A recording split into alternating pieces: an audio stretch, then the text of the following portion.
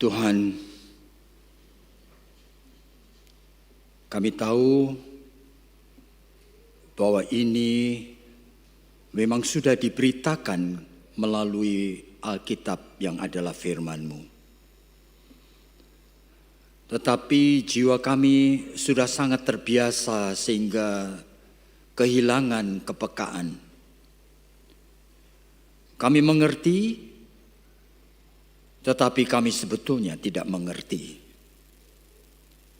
Apa kaitannya itu dengan kehidupan kami? Tolong kami saat ini Tuhan untuk secara khusus mencoba untuk menemukan refleksi, respon dari jiwa kami sendiri. Kami mohon ini di dalam nama Tuhan Yesus Kristus. Amin. Yesaya pasal yang ke-9 tadi sudah dinyanyikan. Saya akan bacakan, seorang anak telah lahir untuk kita.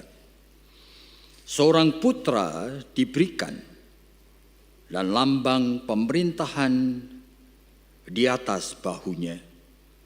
Dan namanya pun disebut orang penasihat ajaib, Allah yang perkasa, Bapa yang kekal, Raja damai.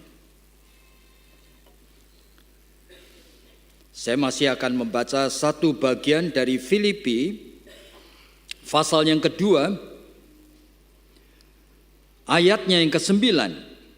Itulah sebabnya Allah sangat meninggikan dia dan mengaruniakan kepadanya nama di atas segala nama, supaya di dalam nama Yesus bertekuk lutut segala yang ada di langit dan yang ada di atas bumi dan yang ada di bawah bumi. Dan segala lidah akan mengaku Yesus Kristus Tuhan bagi kemuliaan Allah Bapa. Jadi jemaat yang dikasihi Tuhan, siapa sebetulnya King of Kings? Raja di atas segala raja. Ya, pertanyaan itu mungkin dikaitkan dengan kalimat siapa sebetulnya yang berkuasa di dalam kehidupan saudara dan saya. Ini pertanyaan gampang sekali, saudara. Oleh karena jawaban dari pertanyaan retorikal tersebut kita tahu. Ya, Pendeta Yakub pasti akan ngomong seperti apa yang ada di dalam Alkitab. Tetapi saudara, sebetulnya justru jawaban yang retorikal ini kita tidak mengerti sebenarnya. Bagaimana menemukan jawaban yang bisa menjelaskan yang sesungguhnya terjadi di dalam hidup kita? Kenapa begitu ya? Saudara, oleh karena realita di dalam hidup ini, saudara sebetulnya mungkin kurang memahami ya. Kita hidup di dalam dua macam waktu yang berbeda.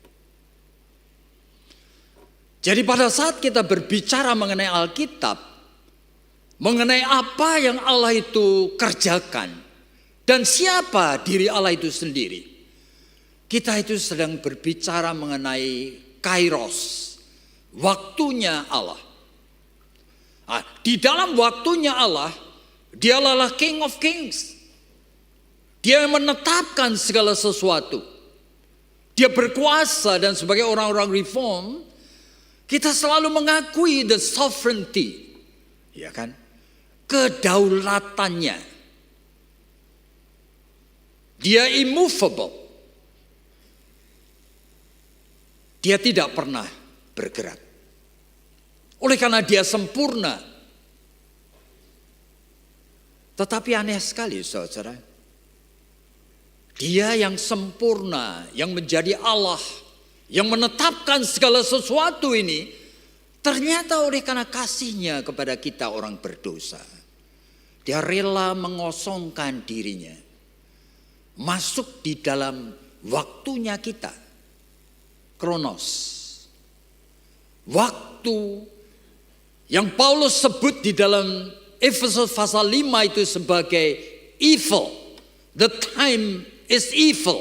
Oleh karena ini, waktu kehidupan di dalam dosa. Ada detik, ada menit, ada jam. Ada hukum sebab akibat. Dan di dalam waktu kronos ini, Allah ternyata tidak lagi menjadi yang berkuasa. Segala sesuatu yang terjadi dalam kronos ini, dia tidak lagi menjadi the single cause, menjadi penyebabnya. Bahkan kematian pun dia bukan penentunya. Saudara mau naik motor 150 km per jam, saudara sedang masuk di dalam sesuatu kondisi melawan akan hukum alam yang Allah itu ciptakan. Ada orang lewat, saudara tabrakan, kemungkinan saudara akan mati. Dan kalau mati, jangan mengatakan bahwa Tuhan yang mengatur hidup saudara. Bahkan saudara menikah, memilih jodoh pun, Tuhan bukan penentunya. Di dalam kronos ini segala sesuatu yang terjadi karena 6 kemungkinan. Ya bisa memang Tuhan yang kehendaki, God's will. Tetapi ingat ya, 90% God's will tidak pernah terlaksana. Tuhan menghendaki semua orang Kristen itu mengabarkan Injil. Siapa yang nurut? Tidak terlaksana, saudara. Tuhan menghendaki setiap orang Kristen mengasihi musuh, mendoakan musuh, memintakan berkat. Siapa yang nurut? Kehendak Tuhan tidak terlaksana, saudara. Tuhan menghendaki supaya saudara mengasihi firman-Nya, membaca, merenungkan, mendengar suaranya setiap hari. Siapa yang mendapatkan pengalaman seperti ini? Ribuan mungkin kehendak Tuhan disingkapkan, tidak pernah terlaksana. Di dalam kronos ini ada free will of man, kebebasan manusia. Ada God's natural law, ada hukum alam yang Tuhan ciptakan. Ada satanic influence. Meskipun ada God's decreed will, sehingga pengaruh dan kuasa setan itu tidak semenang-menang. Setan hanya berkuasa bagi mereka yang memberikan kesempatan. Makanya semalam saya ada katakan, penyembahan kepada quote-unquote Allah yang mereka tidak kenal, setan akan masuk. Dan penyembahan dalam bentuk sacrifice. Mula-mula hanya benda, kemudian binatang. Tapi kemudian manusia tahu. Untuk bisa membuat Tuhannya itu menurut. Dia persembahkan anak-anaknya. Bahkan Raja Ahaz itu turunan Daud menyembelih anak-anaknya. Saudara bisa membayangkan.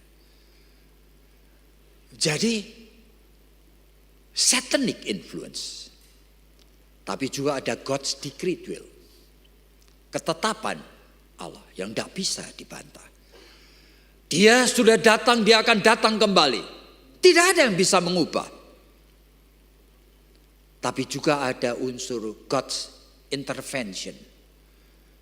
Dan kadang-kadang Tuhan khususnya kepada anak-anak Tuhan, dia terpaksa intervensi supaya ada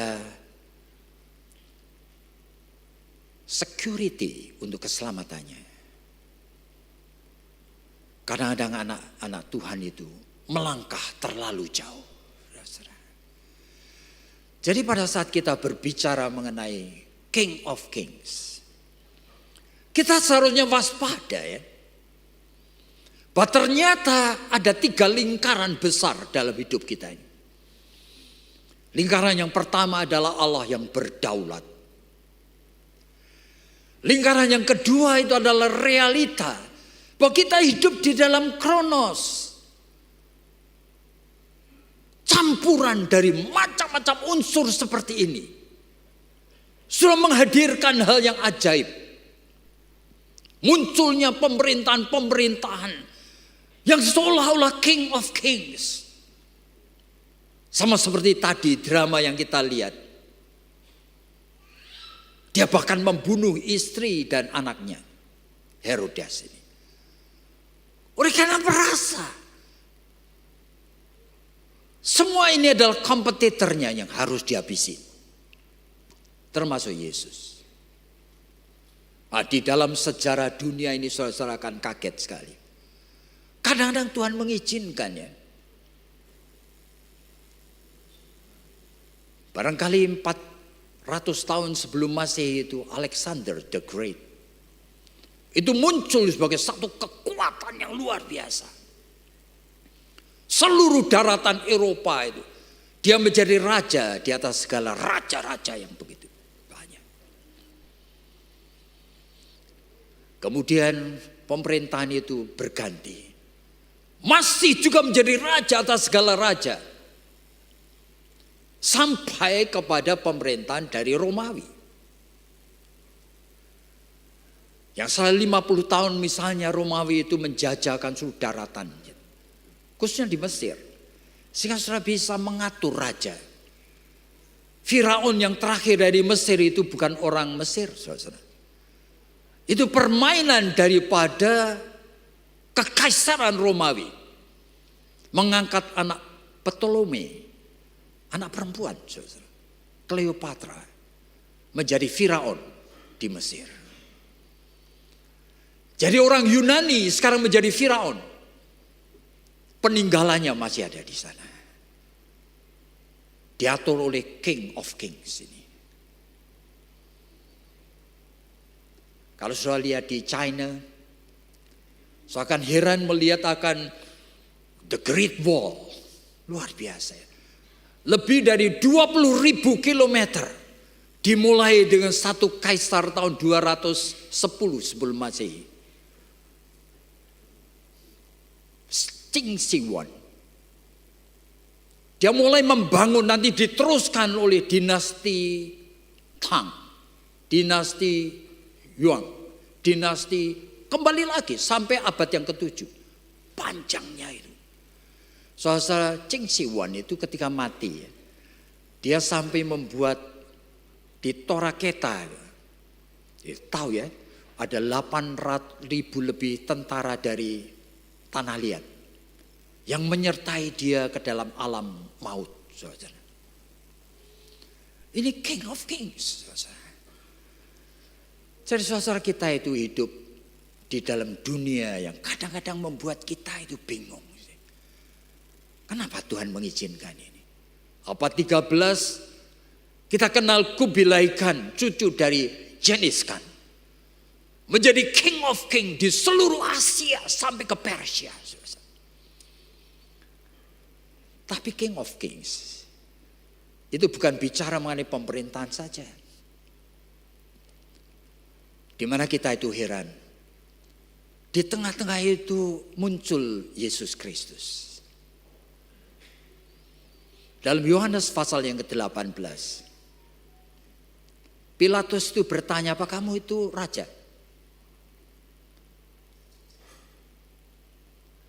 Yesus jawabnya, kerajaanku bukan dari dunia. Kalau kerajaanku di dunia, hamba-hambaku akan membela aku. Kerajaanku ada dari surga. Nggak ngerti dia. Ketika Yesus dianiaya itu, Pilatus tanya lagi, kenapa kamu diam aja? Apa kamu raja? Betul, diam aja. Pilatus kemudian ngomong kalimat seperti ini. Kamu tahu enggak? Aku berkuasa untuk membebaskan kamu atau mengirim kamu ke atas kayu salib. Yesus menjawab, kamu tidak punya kuasa apa-apa. kecuali jikalau Bapa itu memberikan kepadamu. Di tengah suasana-suasana dunia yang seperti itu. Matius 22, orang tanya kepada Yesus, kenapa kamu tidak membayar pajak? Kemudian Yesus mengatakan, aku membayar pajak. Dia mengatakan kalimat seperti ini. Berikanlah kepada Kaisar apa yang memang kamu wajib berikan kepada Kaisar. Tapi berikan kepada Allah apa yang kamu wajib berikan kepada Allah. Jadi saudara, siapa sebetulnya King of Kings ini? Jadi saudara, kita melihat akan realita hidup yang seperti ini. Kadang-kadang Paulus sendiri menangkap sinyal tertentu. Dalam Roma pasal 13 dia mengatakan, kamu bayar pajak ya. Doakan pemerintah itu. Pada pemerintah saat itu, pemerintah Romawi yang brengsek, yang menganiaya orang Kristen, yang mengirim anak-anak Tuhan itu menjadi tontonan, menjadi mangsa binatang buas, disalib kepada pemerintah yang tiran seperti itu. Dia mengatakan doakanlah mereka. Mereka itu hamba-hamba Allah. Apa dalam pikiran kita? Dan itu diulang oleh Rasul Petrus. Mereka hamba-hamba Allah. Oleh karena mereka mengerti tidak ada satu kuasa pun di dunia ini jikalau bukan Bapa itu memberikannya. Tapi ini bukan hanya bicara mengenai soal kuasa. Bicara mengenai pemerintah. No. Bicara setiap aspek. Siapa yang berkuasa dalam hidupmu itu adalah who is your king? Dalam 1 Korintus pasal yang ke-6 itu. Paulus itu mengatakan kalimat, kamu sudah dibeli dengan harga tunai. Tidak ada satu aspek pun dalam hidupmu yang milikmu sendiri, milik Tuhan. Sehingga Luther mengatakan, even washing pot and pan, pada saat kamu mencuci akan panci dan piring di dapur, lakukanlah sebagai worship to God. Oleh karena itu worship to God, your king. Setiap aspek. Tetapi realita kita itu berada dalam lingkaran yang kedua ini. Saudara barangkali tahu ketika ada G20 bertemu di Bali, Jokowi itu mengundang satu-satunya orang pribadi tidak mewakili negara, Elon Musk. Jokowi itu mengagumi Elon Musk, pemilik dari SpaceX, yang sedang membuat dan selalu merancang yang ajaib-ajaib. Membuat pesawat nanti itu sampai ke Venus, ke Mars. Bayangin saudara. Dia pemilik dari Tesla, mobil Tesla. 2 tahun yang lalu saya kunjungin anak saya jarang melihat mobil Tesla. Tapi tahun yang lalu, hampir setiap 5 mobil 1 Tesla saudara. Harganya tidak murah, mobil listrik ini, $300.000. Siapa pemiliknya? Elon Musk. Bulan Oktober yang lalu, Elon Musk itu membeli Twitter, saudara. Twitter yang dibeli ini, lalu dia itu memakai moto baru. Moto yang dia pakai Elon Musk itu apa? Aku akan menghadirkan kebebasan manusia yang tidak ada batasnya. Saya akan ulang ya. Dari mulut dia ini. Aku akan menghadirkan melalui Twitter. Dan dia sedang menawar akan Facebook. Dari Mark Zuckerberg ini. Kebebasan manusia tanpa batas. Dalam hitungan hari, dalam 7 hari, Di Twitter itu sudah lebih dari 500% peningkatan dari ujaran-ujaran kebencian, fitnah, kotoran-kotoran.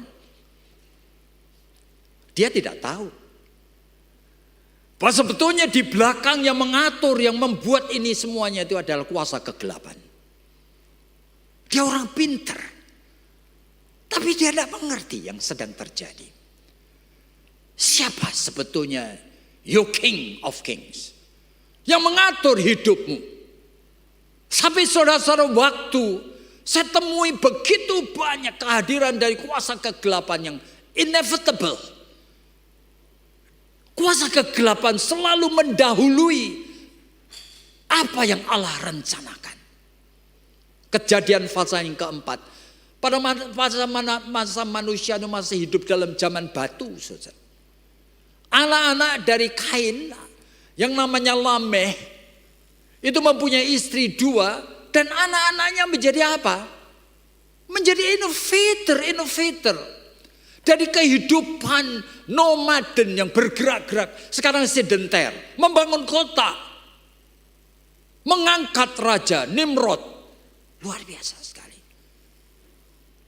Menemukan kehidupan, bagaimana membudidayakan ternak dari binatang-binatang liar itu.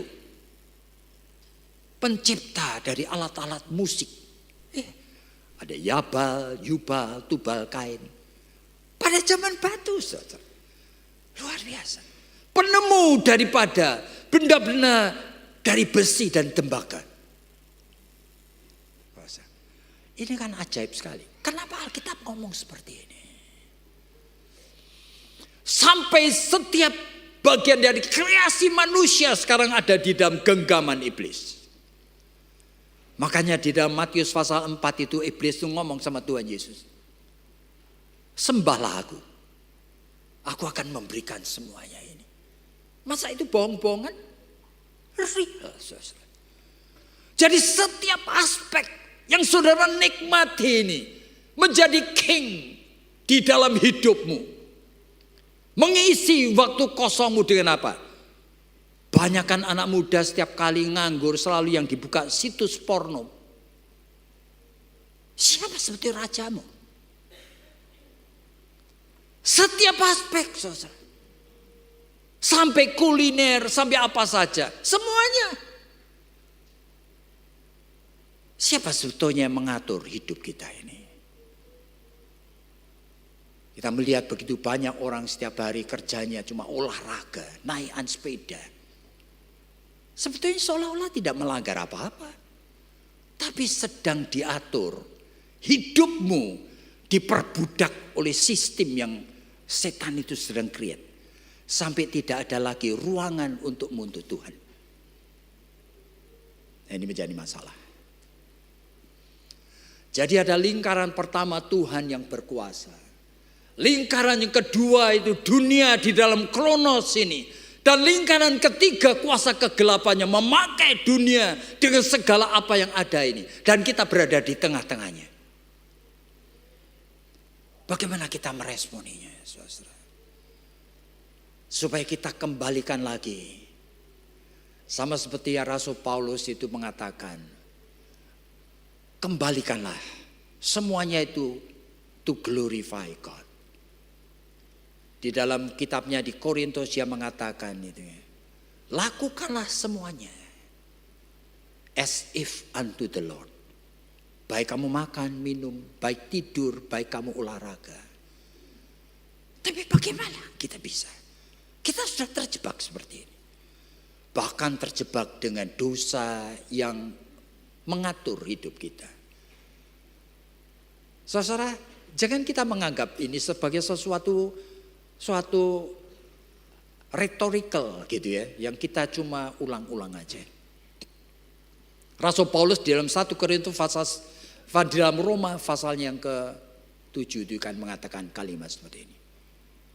Dalam hidupku ya, dalam tubuhku ini, ternyata ada 2 macam hukum.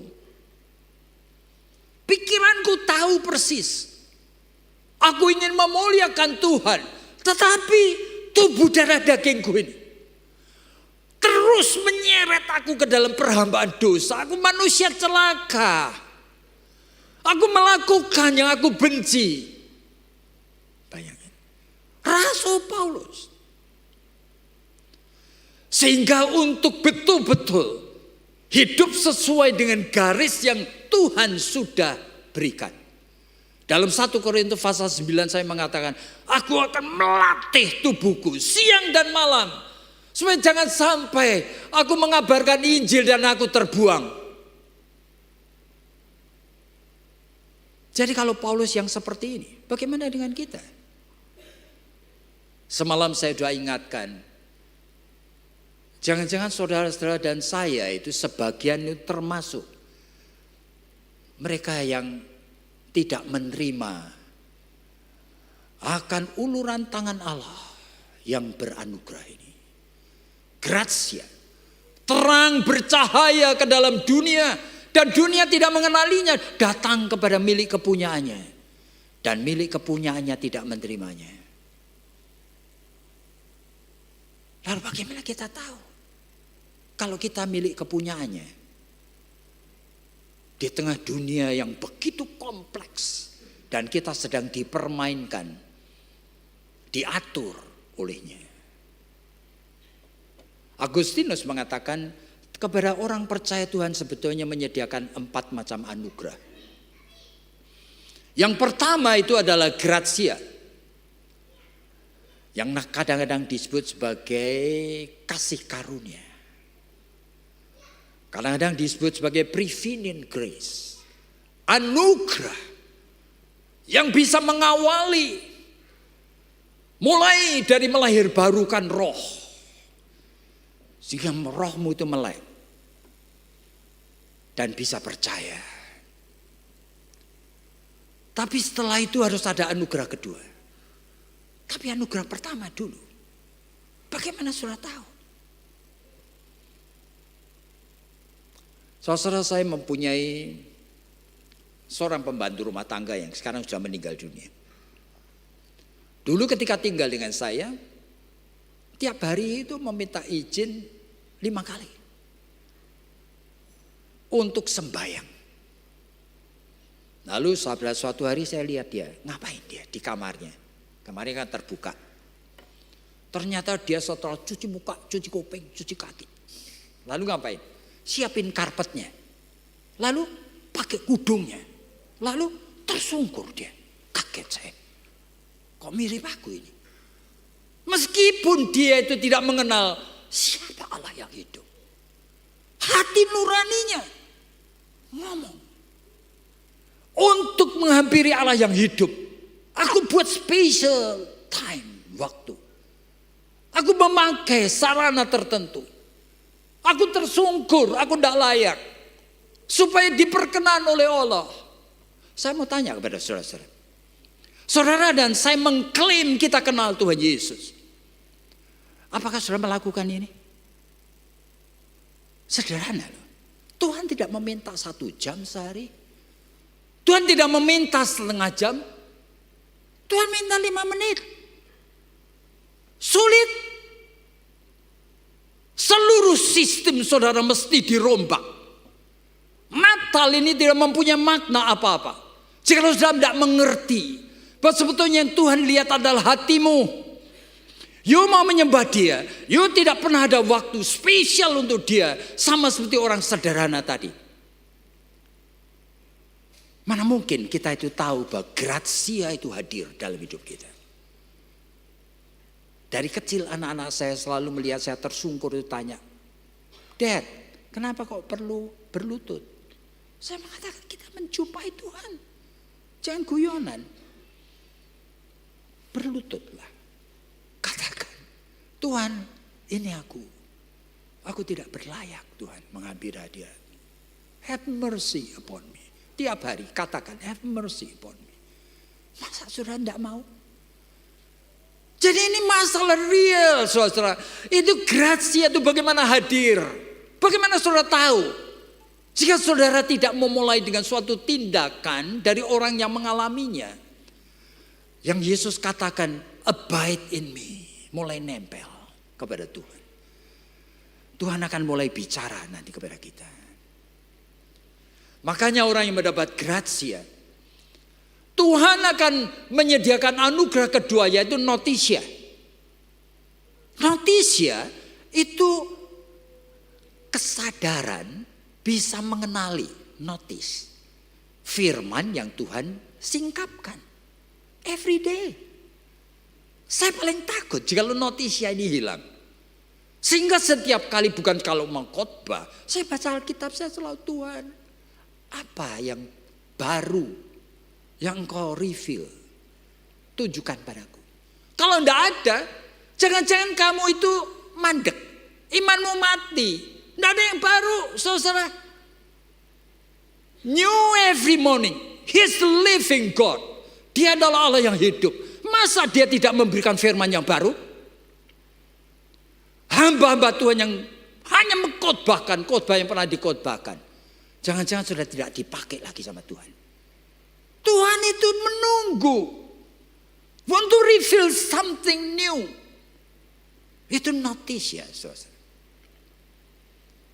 Dan itu kita inginkan, sehingga saudara membaca Alkitab nanti kaget-kaget kalau mendapatkan gratia. Saudara ngerti, saudara. Tidak usah pakai komentari pun, maaf. Saudara baca ngerti, saudara. Jadi jikalau sudah yang pertama gratia, saudara notice ya, Tuhan akan memberikan asensia. Asensia adalah ability to rely on. Itu artinya kemampuan untuk menyerahkan diri, diatur sama firman tadi. You mau? Ini asensia. Permulaan dari kehidupan terbebas daripada king gitu. Yang mengatur hidup kita. Mulai kita sadar, uang jangan-jangan mengatur hidup saya. Olahraga jangan-jangan mengatur hidup saya. Saudara nanti mulai terbebas dari itu. Saudara, tetapi tidak ada loncatan daripada gratiat kepada asensia. Tidak ada. Banyak orang mencoba loncatan, mendengarkan firman dan saudara mencoba aplikasikan. Nah, langsung jatuh kepada kesalahan dari jemaat-jemaat pada masa Paulus itu masih hidup. Saudara kalau lihat misalnya jemaat Galatia ya. Galatia itu digembalakan oleh Paulus itu 3 tahun. Begitu Paulus pergi ke tempat lain, Paulus kaget. Dengar orang cerita, orang-orang Kristen Yahudi ya, yang benci Paulus, kemungkinan didukung oleh rasul-rasul. Benci Paulus, oleh karena apa? Paulus ngajarin sola gratia. Itu rasul-rasul belum mempunyai konsep, saudara. Mereka pikir itu kelanjutan perjanjian lama kepada gereja. Sehingga mereka itu percaya penuh. Kalau dalam Matius misalnya pasal 23, Yesus kan mengatakan kalimat seperti ini. Segala sesuatu yang diajarkan oleh Farisi itu, kamu turuti. Karena itu firman Tuhan. Ajaran Musa itu. Cuma jangan turutin tingkah laku mereka. Nah, berarti kan Tuhan memang ingin perjanjian lama itu tetap dihormati. Dan ini orang Yahudi ini, yang Kristen ini sudah mengembangkan teologi yang namanya sinkretistik. Nah, sinkretisme itu mencampurkan antara ajaran Taurat dengan Injil. Nah, ini orang-orang Galatia ini sudah dari dulu belajar ngikut Paulus. Ditinggal Paulus itu banyak kembali kepada dosa lama. Mereka bingung. Mendapatkan ajaran yang baru ini mereka senang. Ternyata gitu ya. Jadi kalau mau menjadi orang Kristen betul itu harus ya pantang makan ini, makan itu. Hari-hari tertentu itu harus diturutin. Kamu hanya banyak-banyak tekun doa. Dan kamu terus bersekutu memecah roti. Dan kamu mengabarkan Injil. Loh, apa salahnya? Tapi Paulus ngomong apa dalam Galatia 1? Begitu cepat ya. Kamu mengganti Injil yang sejati dengan Injil yang palsu. Terkutuklah. Waduh, 2 kali Paulus menyebut terkutuklah. Sampai di dalam Galatia pasal yang keempat. Paulus itu mengatakan kalimat-kalimat yang membuat saya itu kasihan banget gitu. Paulus ngomong apa? Dulu kamu begitu nice to me. Kamu tidak jijik. Kenapa Paulus ngomong jijik ya? Kemungkinan Paulus itu bukan cuma sakit rabun mata, saudara. Dia kemungkinan epilepsi. Epilepsi zaman itu belum ada obatnya, saudara. Sehingga seringkali Paulus itu mungkin terjatuh dengan busa keluar dari mulutnya itu loh. Tapi jemaat Galatia itu rela ngopeni membersihkannya. Sampai Paulus ngomong gitu ya, kamu tidak jijik. Bahkan jikalau aku minta biji matamu pun kamu akan cungkil kasihkan aku. Saking baiknya sama aku. Tapi sekarang dengan hadirnya Injil yang seperti ini. Kalau aku mengatakan kebenaran, kamu menjadikan aku musuhmu. Ada di sana. Aku sudah hilang akal. Aku seperti orang yang mau sakit bersalin. Gak ngerti ya. Dari tahun 56. Galatia itu ditulis. Paulus masih belum ngerti. Bagaimana menjelaskan. Supaya kamu tahu bahwa dirimu sudah mendapatkan gracia, kasih karunia. Paulus masih belum ngerti menjelaskannya. Sehingga dia give up. Dia baru ngerti tahun 58. Ketika dia menulis kepada jemaat Efesus. Efesus pasal 2 ayatnya yang ke-8. Paulus mengatakan kalimat seperti ini. Oleh karena kasih karunia, kamu diselamatkan. Oleh iman. Dulu tidak pernah dia pikir seperti ini. Ternyata Allah memberikan dua macam anugerah. Anugerah yang pertama itu kasih karunia. Kasih karunia itu unknown. Kasih karunia itu supranatural. Sebetulnya tidak ada orang yang ngerti.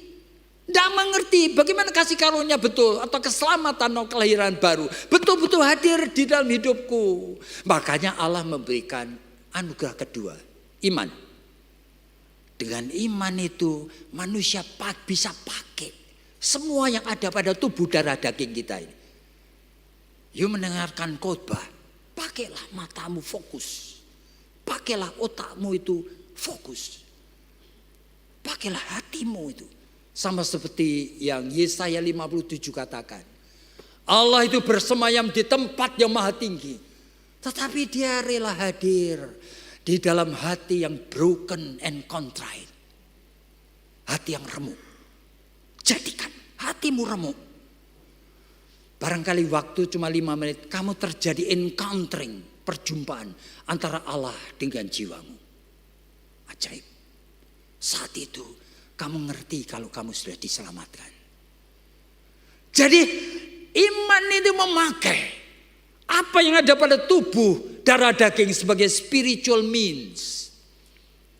Alkitab kan ngomong, Yesus mengatakan, jikalau kamu tidak menjadi seperti anak kecil, kamu tidak bisa masuk ke dalam kerajaan surga. Childlike, bagaimana bisa? Nikodemus juga bingung, bagaimana bisa? Bisa. Daud di dalam Mazmur 131 itu mengatakan, Tuhan, aku tuh tidak mau berpikir yang tinggi-tinggi. Aku tidak mau menjadi orang yang sombong. Aku hanya ingin menjadi seperti anak yang baru disapih. Yang duduk di kaki mamanya. Yang mungkin memegangi akan jubah mamanya.